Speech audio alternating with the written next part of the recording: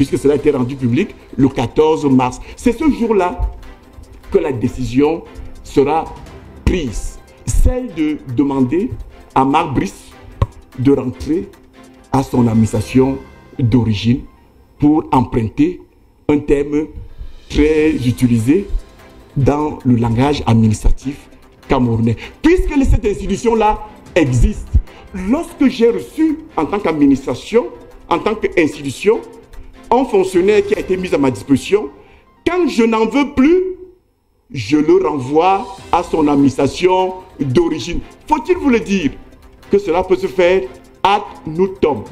C'est-à-dire que la Fédération camerounaise de football, pour renvoyer un entraîneur mis à sa disposition à son administration d'origine, c'est-à-dire au ministère, n'a même pas besoin de se justifier. Mais là, nous allons plus loin.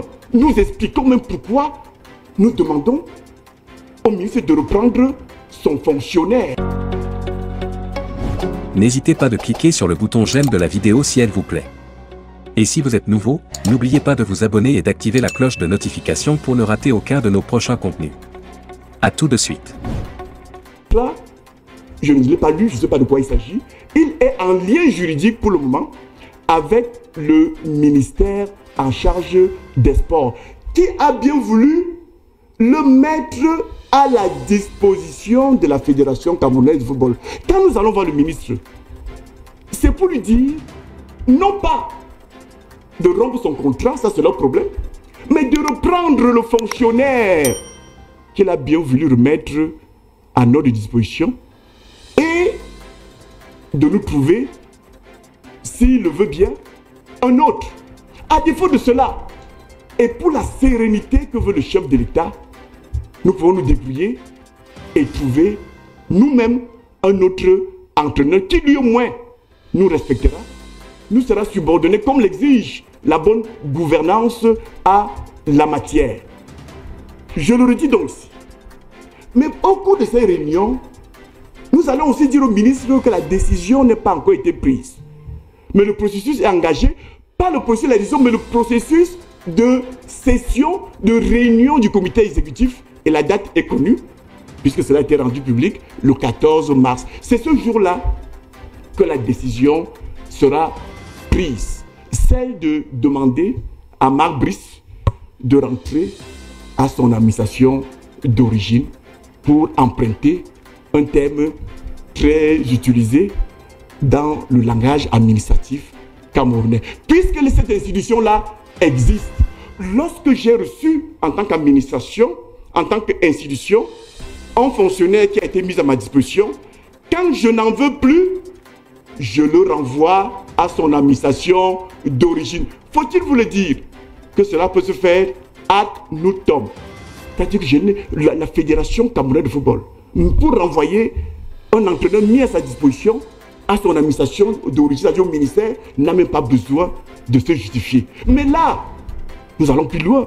Nous expliquons même pourquoi nous demandons au ministre de reprendre son fonctionnaire, celui avec qui il est sous contrat, et de nous trouver un autre entraîneur s'il le veut bien. J'attends les questions. Une question maintenant. Vous-même, professeur Nkumbondo, enseignant d'université, alors votre acte, vous le qualifiez de conciliateur après le discours du chef de l'État qui appelle au sens des responsabilités les uns et les autres, un discours qui vous a félicité, qui a félicité le staff technique, qui a félicité l'entraîneur. Le président de la République me félicite pour mon bon travail, monsieur. Est-ce que vous me laissez poser la question? Est-ce que la démarche est opportune en ce moment, à quelques semaines de deux principaux matchs, de menacer? Vous avez menacé. C'est pas des menaces. Dites-moi, monsieur Obama, non. Vous avez dit à l'entraîneur. Arrêtez-moi ça. C'est pas lorsque je décide de mettre mon cuisinier à la poste, des menaces. Lorsque je dis que je ferai usage du droit qui est le mien, c'est une menace. Pourquoi vous êtes parti au ministère si vous avez le droit? C'est la courtoisie. C'est la conciliation. C'est parce que nous sommes des gentlemen. Monsieur le ministre, ne soyez pas surpris. Vous prenez souvent des décisions sans nous consulter, sans nous dire, en violation de toutes les normes juridiques. Mais nous disons, dans l'exercice de nos droits, oui, vous êtes notre tutelle, nous avons le devoir de vous informer. Qu'il y aura une session du comité exécutif. Oui. Et nous allons même plus loin. Et nous lui disons, ce que nous allons faire. Nous sommes à féliciter. D'accord. Parce que nous avons une attitude de conciliation, recherche d'apaisement. Vous pensez que quand le chef de l'État félicite, il dit allez de l'avant, je ne veux plus de désordre. Eh oui, il le dit. Et lorsque il dit qu'il ne veut plus de désordre, pour respecter sa pensée, pour respecter sa volonté, on doit mettre Marc Brice, le fauteur de troubles, l'empêcher de jouer les matchs. Je vous ai dit que j'ai été chef de délégation de la FECAFOOT pour 3 matchs. À Garoua, à Luanda et à Kampala. Si je vous ouvre mon ventre, il faudra 4 émissions pour vous dire que ce monsieur, Marc Brice, c'est une honte qui vient verser sur le Cameroun. Et je peux vous dire, nos partenaires à l'étranger n'ont pas eu cesse de nous le dire. Mais où est-ce que vous avez pris cet entraîneur? Petit morceau choisi. Lors d'un match à Kampala, Marc Brice va voir le commissaire du match dans son bureau, au vestiaire. Et il lui dit, monsieur le commissaire, moi j'ai mon staff technique. Le commissaire dit, mais qui êtes-vous? Il dit, je suis l'entraîneur. Le commissaire du match lui dit, je ne reçois pas la feuille de match de vous. Je reçois la feuille de match de l'administration de la Fédération camerounaise de football. Et Marc Brice de répondre au commissaire de match, monsieur le commissaire du match, je ne travaille pas pour la Fédération camerounaise de football. Je travaille pour le compte du ministère des Sports. Le commissaire du match lui a dit, monsieur, mettez-vous dehors et que je ne vous vois plus sur le banc de touche au cours de ce match. Parce que moi, représentant de la CAF, il m'est interdit de traiter, d'entretenir des relations avec un agent du gouvernement. Et vous venez me dire que vous êtes un agent du gouvernement? Je traite avec la Fédération camerounaise de football. Marc Brice n'aurait pas joué ce match. C'est Angba et moi qui allons voir le commissaire du match pour lui dire, écoutez, ce monsieur ne comprend rien. Nous le reconnaissons, nous, à la Fédération camerounaise de football, comme étant l'entraîneur. C'est à ce titre que nous l'avons mis sur la feuille du match. Souffrez qu'il soit assis au banc de touche. Et le commissaire de match de nous dire, mais écoutez, je suis déçu par le Cameroun. Un grand pays de sport, de football comme Cameroun. Vous ne savez pas comment on organise le match au point d'être incapable de briefer votre entraîneur que vous avez recruté. C'est un morceau choisi. Est-ce que vous savez que le match à Luanda, on a couru le risque d'un forfait parce que M. Marc Brice, je l'ai souligné, l'inspecteur de police Marc Brice, est allé à l'aéroport confisquer les passeports, y compris mon passeport au chef de délégation, alors qu'il n'a pas été mandaté. Pendant que nous dormons à l'hôtel, il sort nuitamment, il va à l'aéroport, il dit que je suis inspecteur de police Marc Brice. Je suis la délégation du Cameroun et il a collecté les passeports. Et comment vous étiez à l'hôtel et vous saviez c'est qui déjà à l'aéroport? Je le sais puisqu'on me l'a dit. Ah d'accord. Parce que je suis chef de délégation à Luanda. Les passeports sont portés disparus. Où sont les passeports? Nous avons dû, Angba et moi, appeler la police angolaise. C'est lorsqu'on menace de faire perquisitionner l'hôtel des Lions, y compris les chambres des joueurs, pour retrouver les passeports. C'est à ce moment-là qu'un agent du ministère des Sports vient me dire, c'est nous qui sommes allés prendre les passeports à l'aéroport avec ma bus. Entre-temps, le commissaire du match était déjà passé à l'hôtel pour l'identification des joueurs. Et il s'en était allé sans recevoir les passeports. Et il nous avait dit, demain il n'y aura pas match. Il a fallu que le lendemain, comme nous fassions les pieds et les mains, d'abord retrouver les passeports, les prendre entre les mains de Marc Brice pour les remettre. Monsieur le Président de la République, vous m'avez félicité, merci. Sans Kouvondo, sans Ongba, sans Bino Ongba, le Cameroun aurait enregistré un forfait à Luanda. C'est pour vous dire une fois de plus que les félicitations dont on parle, l'encadrement, c'est d'abord la fédération qui encadre tout cela, qui encadre l'entraîneur. Il y a des aberrations que j'entends souvent. Marc Brice a dit que Samuel Eto'o n'entre pas dans son vestiaire. Monsieur Obama, qui décide de qui entre au vestiaire? C'est le président. Le président de la Fédération camerounaise de football, même le membre du comité exécutif que je suis, je peux arriver au vestiaire des Lions. Et je dis, monsieur Marc Brice, mettez-vous dehors. Ben dis donc. Et il sort, monsieur. Puisque je vais signaler au commissaire du match que ce monsieur n'est plus l'entraîneur. Il s'assoit. C'est l'administration. C'est un convendeur, chef de délégation, qui décide de qui est au banc de touche, qui décide de qui est au vestiaire. Si moi, membre du comité exécutif, représentant de la fédération au cours de match, que ce soit à Garoua ou à Luanda, je peux le faire à plus forte raison. D'accord. Mais c'est une hérésie. D'accord. Que l'individu vient vous dire que je vous ai laissé 10 minutes. Le président de la fédération camerounaise n'a pas le droit.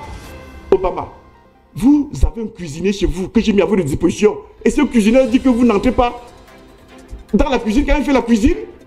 Mais vous le mettez à la porte tout de suite. Mais c'est pas injurieux quand même de parler de cuisinier. Alors on va passons. Je vous ai laissé pratiquement 10 minutes pour vous lâcher sur Marc Brice. Vous avez dit tout ce que vous aviez à dire. J'ai une question. Je ne supporte pas ce langage. Lequel? On se lâche sur Marc Brice. Qui est-il quand je parle dans ce pays? Mais qui est-il?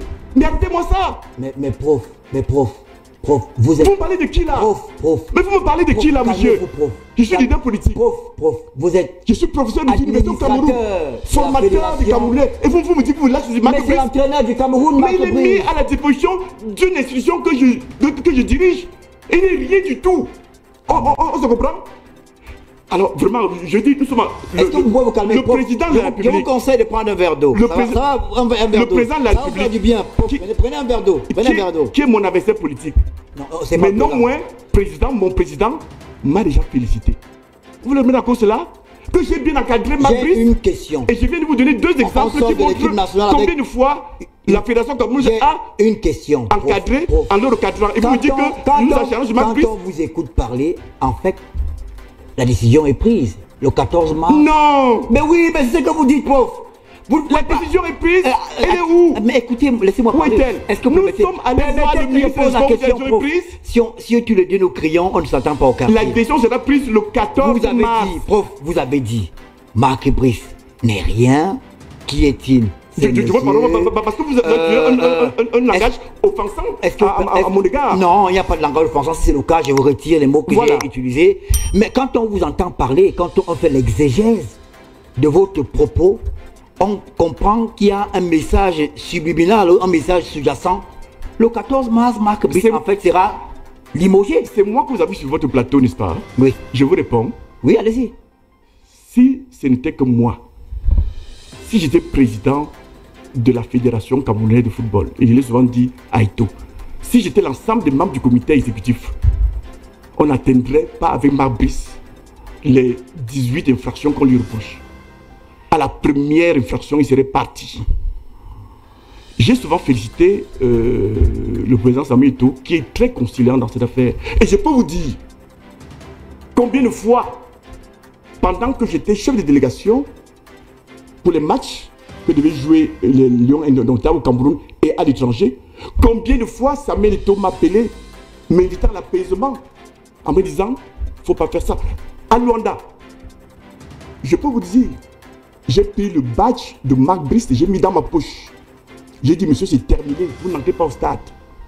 Et j'ai demandé qu'on appelle le Tungu Pilé pour qu'il ne vienne pas à la place. J'en avais le droit. Il faut saluer ce garçon Samuel Eto'o qui m'a appelé au téléphone en se mettant quasiment à genoux en disant, parce qu'il ne voulait pas nous parler au téléphone, mais il a insisté. Il est passé par... Votre patron se met à genoux devant vous? Étonné par mon patron, mais mon Dieu!